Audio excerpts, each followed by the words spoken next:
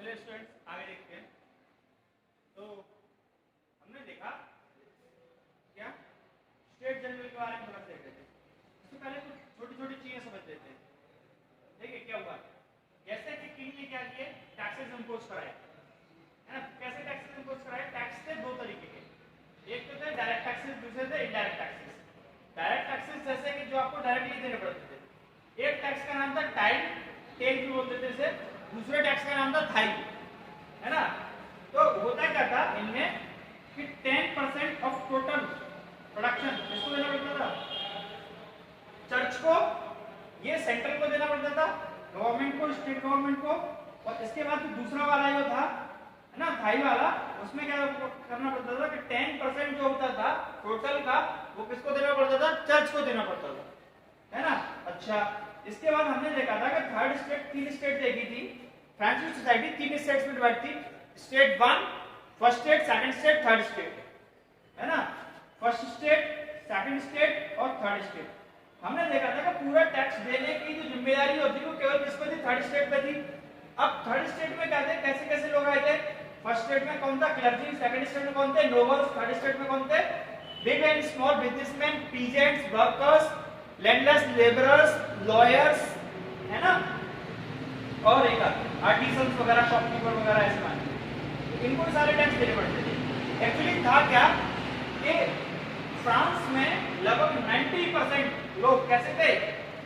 Peasants. 90% लोग कैसे थे? पीजेंट्स थे, किसान हुआ करते थे। अच्छा, पूरे 90%। आगे देखते हैं, सॉरी, देखिए। तो इसके बाद क्या था? 90% लोग कैसे थे? किसान थे।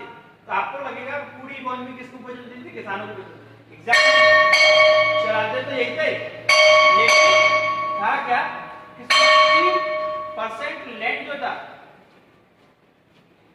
60% लैंड जो था वो किसके पास था? चर्च के पास। 60% लैंड कौन ओन करता था? चर्च, नोबल्स और रिच मेंबर्स, है ना, टोटल लैंड का। तो आपने देखा कि थोड़ा सा जमीन का हिस्सा किसके पास था? पीजेंट्स के पास था। इसका मतलब ज्यादा से ज्यादा लोग कैसे हो गए? पीजेंट्स में भी लैंडलेस लेबरर्स, जिनके पास जमीनें बहुत थोड़ी सी थी या फिर जिनके पास जमीनें थी नहीं, ठीक है, ऐसे लोग थे। तो होता क्या था? टैक्स दो तरीके के बताया हमने, टैल बताया, एक थाई बताया। इसके अलावा कुछ इनडायरेक्ट टैक्सेस भी लगा दिए गए, डेली की खाने वाली चीजों पर, टोबैको वैको, बहुत सारी चीजें, उन पर भी टैक्सेस लगा दिए गए। तो अब हो क्या रहा था कि लोगों की लाइफ जो थी बहुत अस्त व्यस्त होती है। कैसे? टैक्सेस इंपोज किया रहता लगातार, कई सारे, है ना, लगातार टैक्सेस। टैक्सेस लगाने से क्या होता है? चीजों की कीमतें क्या होती है? बढ़ जाती है, चीजें महंगी होने लग जाती हैं। अब इनकम के लिए तो कोई फीचर्स लिए नहीं गए थे, इनकम लोगों को कैसे बढ़ेगी? बल्कि एक्सपेंडिचर्स बढ़ते आ रहे थे, खर्चे बढ़ रहे थे, इनकम रुकी हुई थी। अब क्या था? तो हुआ क्या? हुआ ये अल्टीमेटली कि चीजों की कीमतें क्या हो गई? बढ़ गई। चीजों की कीमतें क्या हो गई? बढ़ गई, चीजें महंगी होने लग गई। महंगी होने लग गई तो अब बेटा क्या हुआ कि एक वर्ड आएगा जिसका नाम होगा सब्सिस्टेंस क्राइसिस। सब्सिस्टेंस मतलब होता है सर्वाइवल, जिंदा रहना। क्राइसिस मतलब संकट में, जब लोगों का लाइफ, जब लोगों की जिंदगी भी, जीना रहना भी मुश्किल हो गया, ऐसी कंडीशंस आ गई। कैसे आ गई? हुआ ये कि फ्रांस की पॉपुलेशन जो थी लगभग 50 इयर्स में, है ना, 74 तक, इससे पीछे जाएंगे लगभग 25 से मान लेते हैं, 1725 से 1724 तक फ्रांस की पॉपुलेशन 50 मिलियन बढ़ चुकी थी। पॉपुलेशन तेज, पॉपुलेशन बढ़ी तो इसका मतलब क्या होगा? लोगों को बेसिक नीड्स तो चाहिए होंगी। बेसिक नीड्स जैसे क्लोथ हो गया, है ना, और क्या हो गया? शेल्टर हो गया, रहने के लिए घर, है ना, खाने चाहिए, खाना, कपड़ा, रोटी, कपड़ा, मकान, है ना, तीनों चीजें सारे चाहिए। तो वो क्या था? अब वो भी लोगों को अवेलेबल नहीं हो पा रहा था। पॉपुलेशन बढ़ी, पॉपुलेशन बढ़ने की वजह से क्या हुआ? चीजों की कीमतें बढ़ी और डिमांड भी, लेकिन प्रोडक्शन नहीं बढ़ रहा था। प्रोडक्शन नहीं बढ़ पा रहा, चीजें वो भी ज्यादा नहीं रही थी, बिल्कुल उनकी डिमांड ज्यादा हो रही थी, तो चीजों की कीमतें बढ़ गई। अब लोगों के पास पैसे इतने थे नहीं तो लोग क्या कर सकें? उनको परचेज कर सकें, ठीक है। आगे देखते हैं। अब देखिए उसी समय क्या हुआ, एक तो ये मतलब परेशानी चली रही थी और फ्रांस था तो फ्रांस में विंटर बहुत हो गई है, सर्दी बहुत ज्यादा पड़ी, सर्दी पड़ने की वजह से क्या होगा, क्रॉप फेलियर ऐसे केसेस हो गए। क्रॉप फेलियर मतलब बहुत कम क्रॉप हुई। अब पहले ही क्रॉप इतनी ज्यादा नहीं हो रही थी, फिर क्रॉप और कम हो गई है ना, सब फसलें वगैरह खराब हो गई, तो लोगों के पास अब तो खाने के लिए भी चीजें नहीं बची थी, और ऊपर से इतनी महंगी, लोगों को घंटों लाइन में लगा रहना पड़ता था जस्ट एक दो ब्रेड के लिए, एक दो ब्रेड्स के लिए लोगों को क्या करना पड़ता था, घंटों लाइन में लगा रहना पड़ता था। अब लोगों का गुस्सा फूटा, लोगों को गुस्सा आने लगा तेज, लोगों के अंदर आक्रोश पनपने लग गया। कैसे कि ना तो हम खा ही पा रहे हैं ना जी पा रहे हैं, एक ऐसा राजा है मतलब चीजों को देखता ही नहीं है, समझ में नहीं आ रहा है इसको। राजा अपने मगन में मगन से है ना, राजा को पता ही नहीं था कि चल क्या रहा है स्टेट में। ऐसे ही एक बार रानी ने बोला था, तो रानी बोलती है कि अगर लोग केक नहीं मतलब ये नहीं खा पा रहे हैं, ब्रेड नहीं ले पा रहे हैं, कोई बात नहीं केक जाके खा लो। रानी ने बोला केक खा लो, क्या हो गया, लेकिन रानी को ये तो पता ही नहीं था कि स्टेट की हालत क्या चल रही है, जो लोग ब्रेड नहीं खरीद पा रहे हैं वो लोग केक कैसे खरीदेंगे। अब रानी के महल में इजीली अवेलेबल था, तो रानी को लगता था कि पूरी दुनिया ऐसी है ना। तो अब यहां से स्टार्ट हुआ क्या, आउटब्रेक ऑफ फ्रेंच रिवॉल्यूशन, है ना। क्या हुआ, आउटब्रेक ऑफ फ्रेंच रिवॉल्यूशन। चलिए इससे पहले कुछ छोटी सी चीजें और देख लेते हैं, छोटी छोटी चीजें। क्या था, स्टेट जनरल अपने बताया था अ बॉडी विच रेगुलेट्स, जो बताती थी कि किस टाइप के टैक्सेस लगनी है, कितने टैक्सेस लगाई जानी है। इसका फंडा पहले क्लियर कर लेते हैं। स्टेट जनरल कैसे होता था, स्टेट जनरल ऐसे होता था कि स्टेट जनरल में तीनों ग्रुप जाते थे, फर्स्ट सेकंड थर्ड, तीनों स्टेट जाती थी। तीनों स्टेट से स्टेट जनरल का रूल क्या था, वन स्टेट वन मेंबर, है ना, वन स्टेट से एक रिप्रेजेंटेटिव। तो एक रिप्रेजेंटेटिव किससे आएगा, फर्स्ट स्टेट मतलब क्लर्जी से जाएगा, एक स्टेट फिर सेकंड स्टेट से एक क्या जाएगा, रिप्रेजेंटेटिव जाएगा, जो कौन होगा, नोबल्स होंगे। वास्तव में क्लर्जी और नोबल्स तो दोनों एक ही लोग थे, एक ही ऐसी मानसिकता रखते थे, एक ही सारी बातें सोचते थे। अब क्या होता था, थर्ड स्टेट से भी एक मेंबर जाएगा, थर्ड स्टेट से एक मेंबर जाएगा, तो देखो एक मेंबर इसका एक मेंबर इसका, ये कितने मेंबर हो गए, टोटल मिला के 2 मेंबर हो गए। 2 मेंबर हो गए मतलब क्या हुआ, मतलब ये हुआ कि मेजॉरिटी किसकी रही, फर्स्ट स्टेट और सेकंड स्टेट वालों की। तो एक्चुअली ये तो दिखाने वाली चीजें थी कि स्टेट जनरल जो है रिप्रेजेंटेटिव लेता है, उसके हिसाब से सारी चीजें लेता है। वास्तव में चीजें कैसी थी, वास्तव में चीजें ऐसी थी तो फर्स्ट स्टेट और सेकंड स्टेट दोनों हमेशा साथ रहते थे, है ना। वो तो थर्ड स्टेट के बारे में कभी सोचते ही नहीं थे, तो दोनों लोग एक तरफ रहते थे, तो जो भी डिसीजन होने थे वो केवल फर्स्ट स्टेट और सेकंड स्टेट के लोग ही लेते थे, थर्ड स्टेट के लोग तो कुछ ले नहीं पाते थे। समस्या ये थी। तो इस बार क्या हुआ, इस बार जब ये मीटिंग हुई टैक्सेस पे क्या करना है कैसे करना है, तो जब इन्होंने स्टेट जनरल ने कहा कि एक रिप्रेजेंटेटिव हमें चाहिए, जैसे इसके थे 300 मेंबर्स और इसके थे 300 मेंबर्स और 600 मेंबर्स इसके, है ना। तो हुआ क्या, इन्होंने कहा कि एक काम करते हैं कि अब इस बार चीजों को चेंज करते हैं, वन स्टेट वन मेंबर नहीं, वन स्टेट से एक रिप्रेजेंटेटिव नहीं जाएगा बल्कि मेंबर्स के हिसाब से जाएंगे, है ना। एक स्टेट एक रिप्रेजेंटेटिव नहीं बल्कि वन स्टेट वन मेंबर के हिसाब से। जैसे 300 लोग इससे गए हैं, 300 लोग इससे गए हैं, 600 लोग अगर इसके मेंबर हैं किसके, थर्ड स्टेट के, 600 ही जाएंगे। अब बात बराबर की हो गई, 600 इसमें है ना, 600 और 300 कितने हो गए, 600। मतलब कैसे होगा, मतलब ये होगा एक रिप्रेजेंटेटिव जाता था पहले फर्स्ट स्टेट से, दूसरा रिप्रेजेंटेटिव एक और जाएगा, एक रिप्रेजेंटेटिव हर स्टेट से आना था, एक रिप्रेजेंटेटिव किससे हो गया, सेकंड स्टेट से, ऐसे ही एक रिप्रेजेंटेटिव थर्ड स्टेट से। ठीक है, कोई फर्क नहीं पड़ता था इसमें मेंबर कितने, इस बात से उस समय स्टेट जनरल को कोई फर्क नहीं पड़ता था कि इसमें मेंबर कितने हैं, रिप्रेजेंटेटिव एक ही जाएगा। एक रिप्रेजेंटेटिव होने की वजह से डिसीजंस होते थे वो किसकी तरफ चले जाते थे, फर्स्ट स्टेट और सेकंड स्टेट के लोग ही ले पाते थे, क्योंकि थर्ड स्टेट के लोग केवल बोला करते थे लेकिन उनकी बातें मानी नहीं जाती थी, क्योंकि मेजॉरिटी किसकी तरफ जाती थी, फर्स्ट स्टेट और सेकंड स्टेट। अब इस बार थर्ड स्टेट के लोगों ने कहा ऐसे नहीं होगा, वन स्टेट वन रिप्रेजेंटेटिव नहीं, वन स्टेट वन मेंबर, है ना। मतलब एक स्टेट से हर एक मेंबर को लिया जाएगा। तो 300 मेंबर किसके हैं, क्लर्जी के, 300 मेंबर किसके, नोबल्स के, 600 मेंबर हमारे, तो 600 ही जाएंगे। अब हुई बात, और उन्होंने कहा अब बात पहुंची बराबर की, अब देखते डिसीजन। तो स्टेट जनरल ने मना कर दिया, स्टेट ने कह दिया नहीं ऐसा नहीं होगा। ऐसा जैसे इन्होंने कहा ऐसा नहीं होगा, तो ये लोग क्या हुए, ये लोग यहाँ से निकल आए।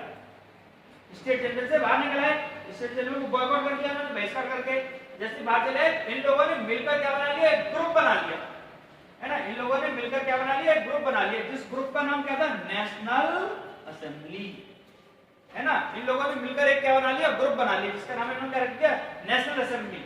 और नेशनल असेंबली ने कहा जब तक हम चैन की सांस नहीं लेंगे, जब तक हम अपना कॉन्स्टिट्यूशन बना नहीं लेंगे। अब हम बात करेंगे कॉन्स्टिट्यूशन की, हमारा कैसे होना है, क्या होना है, सारी चीजें, है ना। अच्छा, इसके साथ साथ एक चीज और देख लेते हैं, क्या था, ये मिडिल क्लास एक वर्ग था जो कि थर्ड स्टेट में से डेवलप हो रहा था। तो थर्ड स्टेट में लोग कुछ रिच भी तो थे, कुछ रिच लोग थे, तो ये थर्ड स्टेट क्या था, उनसे बीच के लोग थे।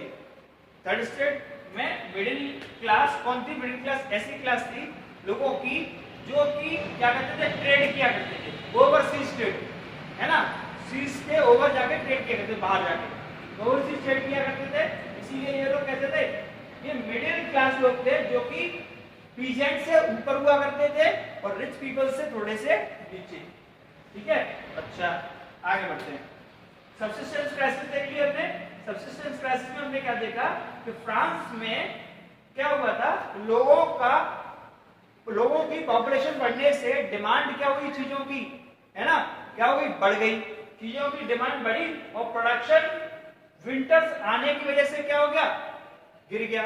प्रोडक्शन कैसा हो गया, प्रोडक्शन क्रॉप फेलियर हो गया, प्रोडक्शन कम हो गया।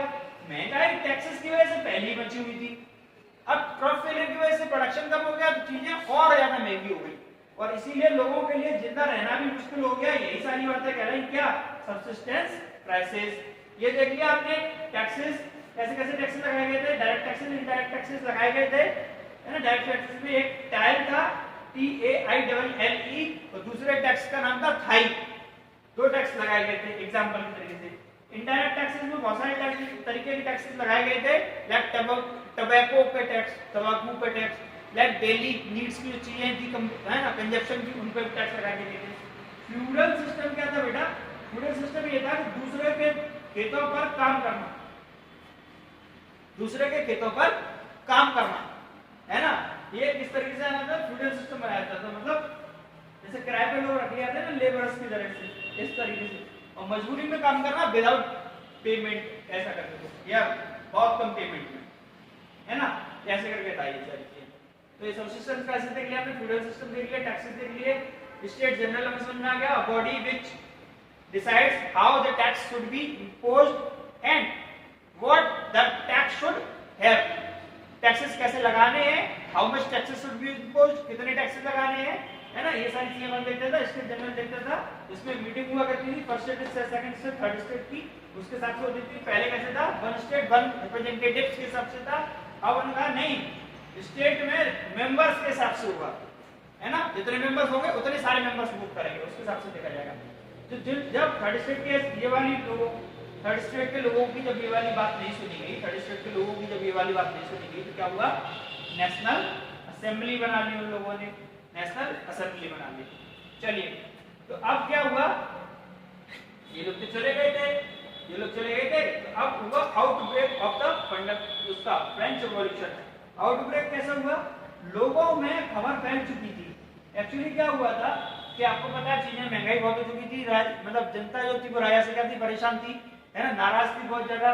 तो लोगों में एक अफवाह हो गई थी कि अगर किसी ने कुछ भी किया तो राजा क्या कर देगा, गोली मार देगा भाई, है ना, राजा शूट करवा देगा। अब लोगों को क्या हुआ, लोगों के अंदर आक्रोश, गुस्सा और बढ़ गया। तो लोगों के एक यहाँ पर एक जगह थी जिसका नाम था वेस्टिल, है ना, वेस्टिल जगह का नाम था, वो क्या थी, जेल हुआ करती है। वेस्टिल क्या थी, एक जेल थी जहाँ पर कुछ प्रिजनर्स थे, है ना।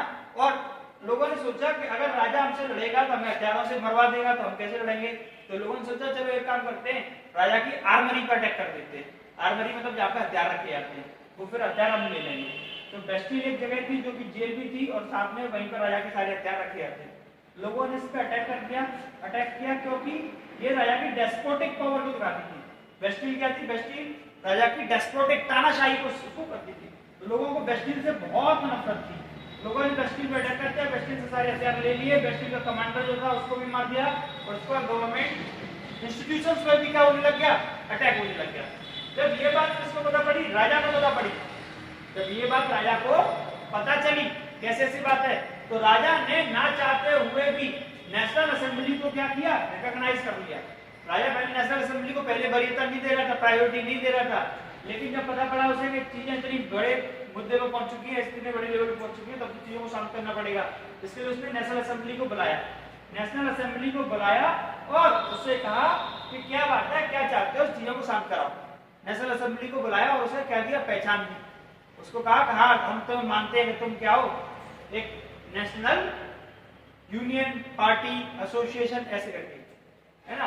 तो हुआ क्या, अब नेशनल असेंबली की बात की। नेशनल असेंबली कहा कि देखिए हम क्या चाहते हैं, हम ये चाहते हैं कि टैक्सेस जो है वो सभी पे लगनी चाहिए, चाहे वो फर्स्ट स्टेट हो, सेकंड स्टेट हो, केवल थर्ड स्टेट टैक्सेस पे नहीं करेगा। राजा ने कहा ठीक है, मजबूरी में राजा को वहां करना पड़ा। राजा ने कहा ठीक है। उसने कहा कि डायरेक्ट टैक्सेस जो आपने लगा रखे हैं, टाइल और ये थाई नाम के, ये सारे टैक्सेस खत्म कर दिए जाए। राजा ने कहा ठीक है, ऐसा भी कर लेंगे, इनडायरेक्ट टैक्सेस को कम किया जाए, देखी जाएगी इस सारे में, है ना। और प्रोडक्शन रिलेटेड सारी चीजों को किया जाए। ऐसी स्टेट जमीन की बात करी कि टैक्सेस कैसे लगाए जाने चाहिए, क्या होनी चाहिए। ऐसे इन्होंने कहा कि जमीन का भी हिसाब किताब देखो सही करवाओ, तो सारी जमीनें किसके पास है, चर्च के पास है। ज्यादातर बड़े लोगों के पास है, जमीन का डिस्ट्रीब्यूशन सही से हो जाए एक बार, है ना। ऐसे चर्च के पास कोई जमीन वगैरह नहीं रहेगी जैसे चर्च ले लेता है ना। इस तरीके से बहुत सारी शर्तें रखी और नेशनल असेंबली बहुत सारी शर्तें मानी गई।